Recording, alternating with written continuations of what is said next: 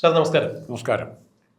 രാഷ്ട്രീയ കോലാഹലങ്ങളാണ് കേരളത്തിൽ CPM-നകത്ത് സംഭവിച്ചുകൊണ്ടിരിക്കുന്നത്. 2026 നിയമസഭാ തെരഞ്ഞെടുപ്പിൽ നാളെ ഇതുവരെ ഇല്ലാത്ത ദയനീയമായൊരു തോൽവിയാണ് CPM രേഖപ്പെടുത്തിയിരിക്കുന്നത്. CPM എന്ന് പറഞ്ഞാൽ ഇടതുപക്ഷ ജനാധിപത്യ മുന്നണിക്ക് കഴിഞ്ഞ തവണ 99 സീറ്റുമായി അധികാരത്തിലെത്തിയ ഇടതുപക്ഷ ജനാധിപത്യ മുന്നണി ഇക്കുറി കേവലം 35 സീറ്റിലേക്ക് മാറുന്നതാണ് കണ്ടത്.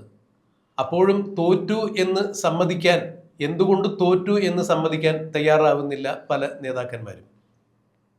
തെരഞ്ഞെടുപ്പ് അവലോകന യോഗം ചേരുന്ന സന്ദർഭങ്ങളിലെല്ലാം ബൂത്ത് തലത്തിലും ബ്രാഞ്ച് തലത്തിലും ഏരിയ തലത്തിലും സംസ്ഥാന സമിതിയിലുമെല്ലാം പരാജയത്തിന്റെ കാരണം മുഖ്യമന്ത്രി പിണറായി വിജയന്റെ, അതായത് മുൻ മുഖ്യമന്ത്രി പിണറായി വിജയന്റെ ധാർഷ്ട്യവും അഹങ്കാരവും കലർന്ന പെരുമാറ്റ രീതിയും സഭ്യമല്ലാത്ത രീതിയിലുള്ള, സഭ്യതരമായ രീതിയിലുള്ള ഭാഷാശൈലികളും തന്നെയാണ് പൊതുജനങ്ങളിൽ നിന്നും ഇടത് ജനാധിപത്യ മുന്നണിയെ അകറ്റിയത് എന്നൊരു പരാമർശമുണ്ടായിരുന്നു. മാത്രമല്ല, വെള്ളാപ്പള്ളി നടേശനെ പോലുള്ള വർഗീയ വിഷം ചീറ്റുന്ന സാമുദായിക നേതാക്കന്മാരെ കൂടെ കൊണ്ടു നടന്നതും വലിയ വിനയായി. ന്യൂനപക്ഷ വിഭാഗങ്ങളുടെ വോട്ട് നഷ്ടപ്പെടാൻ അതും ഒരു സാഹചര്യമായി. ഇതുപോലെ തന്നെയായിരുന്നു പാർട്ടിയുടെ സംസ്ഥാന സെക്രട്ടറിയായ MP ഗോവിന്ദന്റെ നിലപാടുകളും. MP ഗോവിന്ദൻ എവിടെ ചെന്ന് സംസാരിച്ചാലും അവിടങ്ങളെല്ലാം ചുരുങ്ങിയത് ഒരു 100 വോട്ടെങ്കിലും പാർട്ടിക്ക് നഷ്ടമാകുന്ന സ്ഥിതിയാണ് ഉണ്ടായിരുന്നത് എന്നാണ് എല്ലാ കമ്മിറ്റികളിലും, അതായത് ബ്രാഞ്ച് കമ്മിറ്റിയിലും ഏരിയ കമ്മിറ്റിയിലും സംസ്ഥാന സമിതിയിലുമെല്ലാം ചൂണ്ടിക്കാണിച്ചതും പരാമർശിക്കപ്പെട്ടതും ഇത് തന്നെയാണ്. ഇപ്പോൾ സംസ്ഥാന സമിതി കൂടിക്കൊണ്ടിരിക്കുന്ന, സംസ്ഥാന സെക്രട്ടേറിയറ്റ് കൂടിക്കൊണ്ടിരിക്കുന്ന സമയത്ത് വളരെ വിചിത്രമായ ഒരു രീതിയാണ് ഉരുത്തിരിഞ്ഞു വന്നിരിക്കുന്നത്. അതായത് തിരുത്തൽ നടപടികൾ ആവശ്യമാണ്, തിരുത്തേണ്ടത് തിരുത്തണം, ആരൊക്കെയാണ് തിരുത്തേണ്ടത് അവരെയെല്ലാം തിരുത്തണം, പാർട്ടി ജനങ്ങളിലേക്ക് ഇറങ്ങിച്ചെല്ലണം എന്നൊരു പൊതുവെ ഒരു സമവായത്തിൽ എത്തിച്ചേർന്നു എല്ലാ അവലോകന യോഗങ്ങളിലും. എന്നാൽ ഇപ്പോൾ ഇന്നലെ വരെ ചേർന്ന ഈ സംസ്ഥാന സമിതിയിൽ ഉന്നയിച്ച കാര്യങ്ങൾ, തെരഞ്ഞെടുപ്പ് തോൽവിക്ക് കാരണക്കാര് എന്ന് പറയുന്നത് നേതൃത്വമാണ്. അത് ഏതെങ്കിലും ഒരു നേതാവിനെ കോർണർ ചെയ്തുകൊണ്ട് ഒറ്റപ്പെടുത്തുന്നതിൽ കാര്യമില്ല. അതായത് പിണറായി വിജയനോ MP ഗോവിന്ദനോ അല്ല പരാജയത്തിന് കാരണം. അത്തരത്തിലുള്ള പരാമർശങ്ങൾ ഒഴിവാക്കിക്കൊണ്ട് പാർട്ടി തിരുത്തേണ്ടത് തിരുത്തി മുന്നോട്ട് പോകണം എന്ന് പറയുമ്പോൾ എന്ത് തരത്തിലുള്ള തിരുത്തലിനാണ് ഇവർ വിധേയരാകുന്നത് എന്നുള്ളതാണ് മനസ്സിലാക്കാൻ കഴിയുന്നത്. മുതിർന്ന മാധ്യമപ്രവർത്തകൻ എന്ന രീതിയിൽ, രാഷ്ട്രീയത്തെ സാഗൂതം നോക്കിക്കാണുന്ന ഒരു രാഷ്ട്രീയ നിരീക്ഷകൻ എന്ന രീതിയിൽ ഇത്തരം സംഭവവികാസങ്ങളെ എങ്ങനെയാണ് രാജ്മോഹൻ സാർ വിലയിരുത്തുന്നത്? പ്രദീപ് പറഞ്ഞതിനോട് തത്വത്തിൽ യോജിക്കുന്നെങ്കിലും ചില പ്രയോഗങ്ങളോട് ശക്തിയായിട്ട് വിയോജനക്കുറിപ്പാണ്.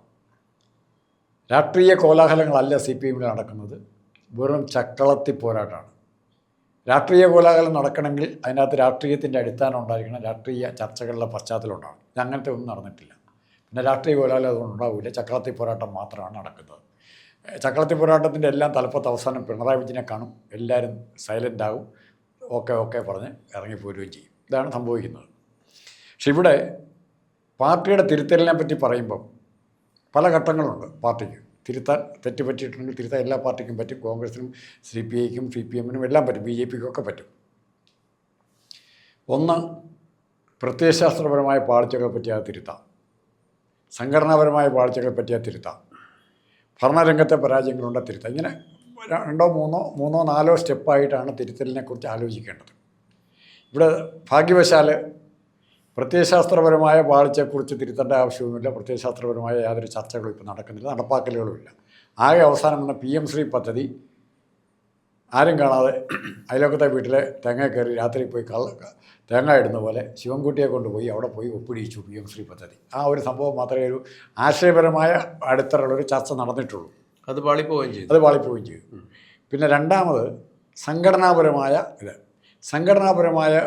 പാളിച്ച എന്ന് പറയുന്നത് കണ്ടെത്താൻ പറ്റില്ല. കാരണം സംഘടനാപരമായ പാളിച്ചകൾ കൊണ്ട് മുതലെടുത്ത് അധികാരത്തിലിരിക്കുന്നവർ, ജില്ലാ സെക്രട്ടറി ആയവരെ, ഏരിയ സെക്രട്ടറി ആയവരെ, ജില്ലാ കമ്മിറ്റി വന്നവരെ, ജില്ലാ സെക്രട്ടേറിയറ്റ് വന്നവരെ, അങ്ങനെ ഈ സംഘടനാപരമായ പാളിച്ച കൊണ്ട് മാത്രം പിണറായിയോട് ലോയൽറ്റിയുള്ളൊരു വിഭാഗത്തെ വളർത്തിയെടുത്തതിൻ്റെ ഫലമായിട്ടുണ്ടായ സംഘടനാ നേതാക്കളാണ് തലപ്പത്തിരിക്കുന്നത്. അവരൊരിക്കലും സംഘടനാതല ചർച്ച താഴോട്ട് വരണമെന്ന് പറയുകയില്ല, നേതൃത്വമാറ്റം ആവശ്യപ്പെടുന്നൊരു ചർച്ചയെ അവർ പ്രോത്സാഹിപ്പിക്കുകയില്ല. കാരണം നേതൃത്വമാറ്റം ആവശ്യപ്പെടുമെന്നാണ് അവരിരിക്കുന്ന കൊമ്പ് മറിക്കുന്നതിന് വിദ്യ. അതാണ് സംഭവിച്ചിരിക്കുന്നത്. അപ്പോൾ പിന്നെ സംഘടനാപരമായ ഭരണപരമായ പാളിച്ചകൾ ഭരണപരമായി നേട്ടങ്ങളെക്കുറിച്ച് ഒന്നും പറയാനില്ല. ആരോഗ്യരംഗം തകർന്നതായിരുന്നു, മറ്റേ ആഭ്യന്തര രംഗം തകർന്നതായിരുന്നു, വനവിഭവങ്ങളുടെ കാര്യത്തിൽ വനനിയമം തകർന്നതായിരുന്നു, KSRTC തകർന്നതായിരുന്നു. ഓരോന്നോരോന്നോരോന്നോരോന്നോരോ തകർന്നു വരുമായിരുന്നു. അപ്പോൾ ഭരണരംഗത്തെ പാളിച്ചകൾ ചർച്ച ചെയ്തിട്ടില്ല, ചെയ്യാൻ പറ്റില്ല. ഭരണരംഗത്ത് പാളിച്ച ചർച്ച ചെയ്യുമ്പോൾ ഓരോ വകുപ്പെടുത്ത് ചർച്ച ചെയ്യണം, അത് സമ്മതിക്കില്ല. കാരണം ഇപ്പോൾ ആരോഗ്യവകുപ്പാണ് ചർച്ച ചെയ്യുന്നതെങ്കിൽ അവിടെ ഒന്നാം പ്രതിയായിട്ട് വീണ ജോർജ് വരും. അത് പിണറായി വിജയന് ഇഷ്ടപ്പെടുകയില്ല.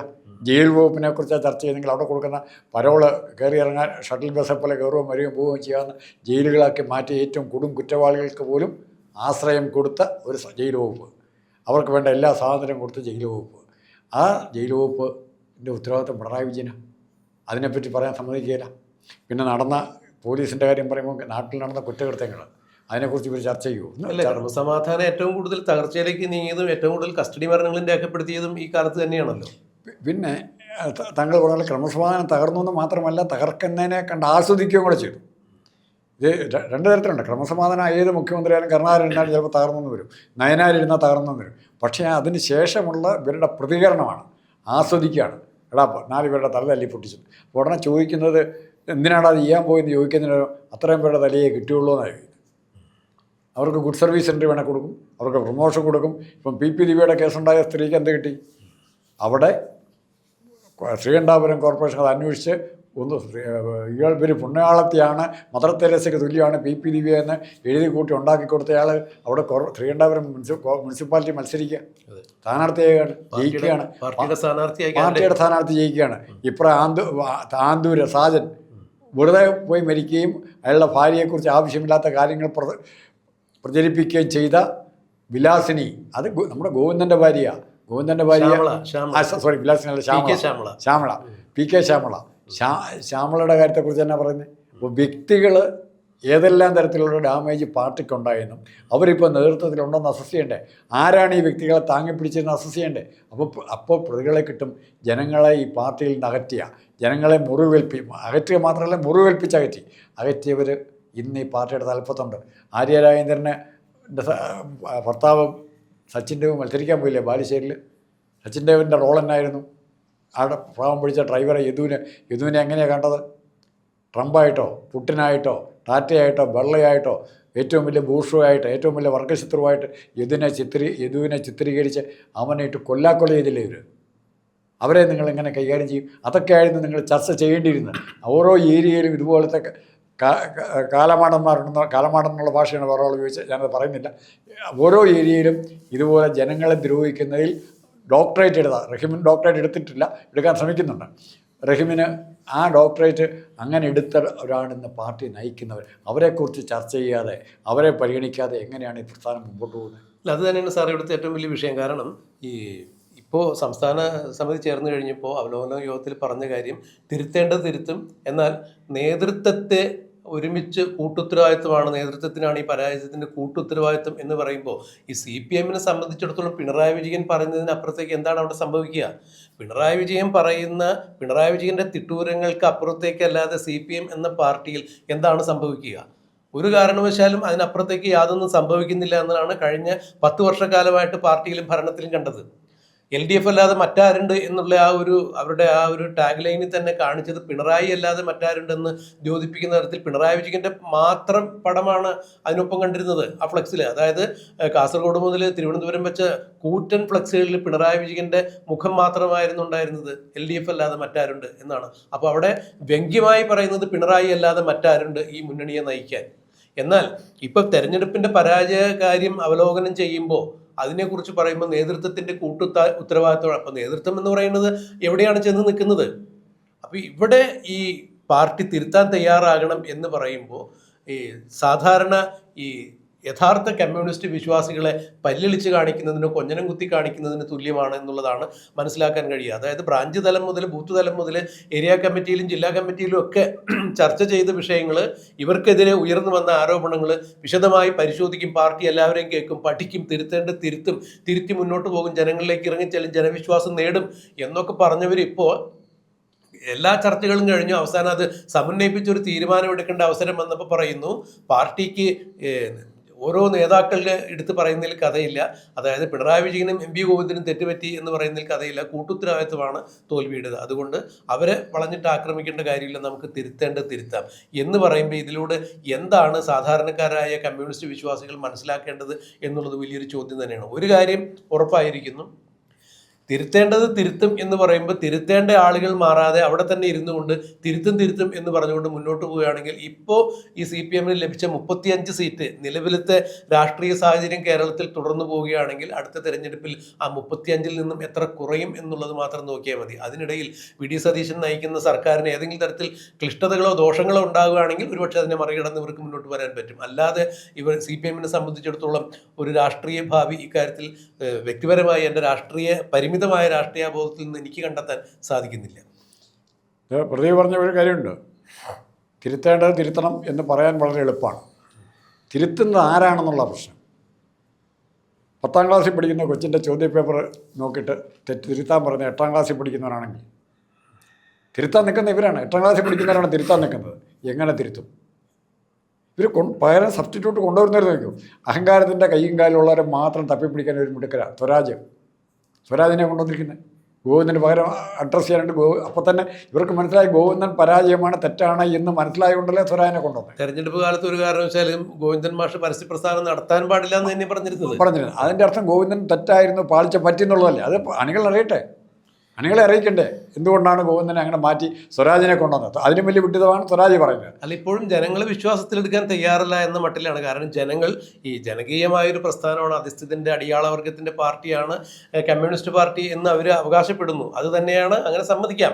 പക്ഷെ അങ്ങനെ സമ്മതിക്കുമ്പോൾ പോലും താഴെ തട്ടിലുള്ള ആളുകളുടെ വികാരം ഉൾക്കൊള്ളാതെ അവർ പറഞ്ഞ് ചൂണ്ടിക്കാണിച്ച തെറ്റുകളും നയവൈകല്യങ്ങളും തിരുത്താൻ തയ്യാറാവാതെ നേതാക്കന്മാരുടെ ഒന്നൊന്നായി പറഞ്ഞാൽ അഴിമതി എണ്ണി പറയാൻ സാധിക്കും. മുഖ്യമന്ത്രി പിണറായി വിജയൻ അടക്കമുള്ള ആളുകളുടെ കുടുംബ അഴിമതികൾ ഉൾപ്പെടെ പൊതുസമൂഹത്തിൽ ഇപ്പോഴും ചർച്ച ചെയ്യപ്പെടുന്നു. അങ്ങനെ വരുമ്പോൾ അത്തരം കാര്യങ്ങളിലൊക്കെ സമഗ്രമായ പരിശോധനയും പഠനം നടത്താതെ തിരുത്താൻ തയ്യാറാകാതെ എന്ത് തരത്തിലുള്ള തിരുത്തൽ എന്നാണ് ഇവർ പറയുന്നത്. അപ്പോൾ അതായത് ഈ അണികളെ മുഴുവൻ വീണ്ടും അന്തംകമ്മികൾ ആക്കിക്കൊണ്ട് എന്ന് തന്നെയാണ് ജനങ്ങൾ വിശേഷിപ്പിക്കുന്നത്. അന്തംകമ്മികളാക്കി, അടിമക്കമ്മികളാക്കി ഒരു പറ്റം സമൂഹത്തെ ഇങ്ങനെ നയിച്ചു കൊണ്ടുപോയി ഇവർ പറയുന്നത് വെള്ളം തൊടാതെ വിഴുങ്ങി വീണ്ടും അവർ നമുക്ക് വോട്ട് ചെയ്തുകൊള്ളും എന്നുള്ളൊരു മട്ടിൽ അത്തരം ആളുകളുടെ വികാരങ്ങളെ മാനിക്കാതെ ബ്രാഞ്ച് കമ്മിറ്റിയിലും ഏരിയ കമ്മിറ്റിയിലും ജില്ലാ കമ്മിറ്റിയിലും എല്ലാം ഉരുത്തിരിഞ്ഞു വന്ന അഭിപ്രായഗതികളെ കണക്കിലെടുക്കാതെ അല്ലെങ്കിൽ അതിൽ തള്ളിക്കൊണ്ട് വീണ്ടും ഞങ്ങൾ തന്നെ നയിക്കും, നിങ്ങൾ ഞങ്ങളുടെ പുറകെ പോന്നോളൂ എന്നൊരു നയം തന്നെയല്ലേ ഇവർ പിന്തുടരുന്നത്. അല്ല, ഒന്നാമത് നയമില്ല എന്നുള്ളതാണ്. ഇവരുടെ എന്താണ് ഇവർ തിരുത്താൻ പോകുന്നത്, ആരാണ് തിരുത്തേണ്ടത് എന്ന് പറയുന്നതിന് പകരം തെറ്റുകൾ ഇവർ എല്ലാവരെ കൊണ്ടും ഏറ്റവും വലിയ എങ്ങനെ ആലോചിച്ചാൽ ഇത്രയും ബ്രാഞ്ച് കമ്മിറ്റികൾ ചർച്ച ചെയ്ത് വിഷയങ്ങൾ പരിഗണിക്കാണ്ടെന്ന് തീരുമാനിക്കുന്ന സെക്രട്ടേറിയറ്റ് എന്തിന് ജനാധിപത്യ സ്വഭാവമുള്ളത്? അതാദ്യം ആലോചിക്കും. അല്ല, എന്തിനാണ് ഇത് ചർച്ച ചെയ്യാൻ പോയത്? ഇതാദ്യം തന്നെ നിങ്ങൾ പറഞ്ഞുകൊണ്ടിരുന്നതാണ്. MAV തന്നെ പറഞ്ഞു തെരഞ്ഞെടുപ്പ് നയിക്കുന്ന പിണറായി വിജയനായിരിക്കും. പക്ഷേ അങ്ങനെ മുഖ്യമന്ത്രി ആകണമെന്നില്ല. അത് MAVക്ക് അറിയായിരുന്നു തോക്കാൻ പോവാണ്. അല്ല, ബേബി തന്നെ പറഞ്ഞിട്ടുണ്ടായിരുന്നു തിരുത്തേണ്ടത് തിരുത്തേണ്ടവർ തിരുത്തും, മാറേണ്ടവർ മാറും എന്നൊക്കെ ബേബി മനുഷ്യന് മനസ്സിലാകാത്ത ഭാഷയിൽ പറഞ്ഞിട്ടുണ്ടായിരുന്നു. ഇപ്പോഴും അങ്ങനെ തന്നെയാണ് ഇവർ പറയുന്നത്. നമുക്ക് മനസ്സിലാക്കണമെങ്കിൽ ഒരു നിവൃത്തിയില്ല, ആലോചിച്ച് ഊഹിച്ചൊക്കെ കണ്ടെത്തേണ്ടതായിട്ട് വരും. പക്ഷേ ഫലത്തിൽ ഉണ്ടായിരിക്കുന്ന ദയനീയമായ പരാജയത്തിൽ നിന്ന് മുന്നോട്ട് പോകണം എന്നുണ്ടെങ്കിൽ സാറ് നേരത്തെ സൂചിപ്പിച്ചതുപോലെ ഇത്തരം ചക്കളത്തി പോരാട്ടങ്ങൾ കൊണ്ട് ജനങ്ങളുടെ കണ്ണിൽ പൊടിയിടാൻ പറ്റില്ല. പ്രത്യേകിച്ച് കേരളത്തിലെ ജനത അത്യാവശ്യം പ്രബുദ്ധതയുള്ള ജനത തന്നെയാണ്. കമ്മ്യൂണിസ്റ്റ് മാർക്സിസ്റ്റ് പാർട്ടിയിലുള്ള അണികളും അങ്ങനെ തന്നെയാണ്. ഇവർ പറയുന്ന മുഴുവൻ കേട്ട് കണ്ണടച്ച് വിശ്വസിച്ച് വോട്ട് ചെയ്തിരുന്നുവെങ്കിൽ തീർച്ചയായും 2026 പിണറായി വിജയൻ തന്നെ 3.0 ആവർത്തിച്ച് ഭരിക്കുമായിരുന്നല്ലോ. അപ്പോൾ അണികൾ ഇവരെ തിരുത്താൻ തയ്യാറായിട്ടും തിരുത്തുന്നില്ല എന്നുണ്ടെങ്കിൽ ബംഗാളിലെ അവസ്ഥയിലേക്ക് കേരളത്തിലെ CPM മാറും എന്നുള്ളതാണ് മനസ്സിലാക്കാൻ കഴിയുന്നത്.